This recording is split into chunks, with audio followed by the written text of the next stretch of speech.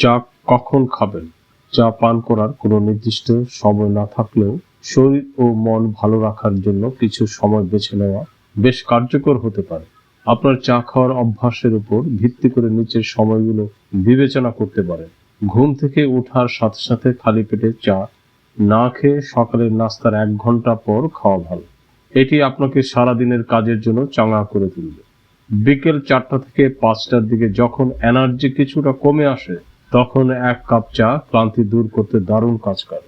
কিছুক্ষণ মনোযোগ দিয়ে কাজ করার পর মানসিক ক্লান্তি কাটাতে চায়ের বিরতি নিতে পারেন।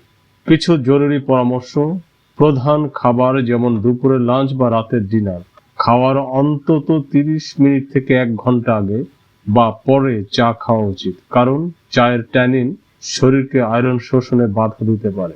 চায়ে ক্যাফেইন থাকে, তাই ঘুমানোর অন্তত 4 থেকে 6 ঘন্টা আগে চা না খাওয়াই ভালো। এতে ঘুমের ব্যাঘাত হওয়ার ঝুঁকি কমে।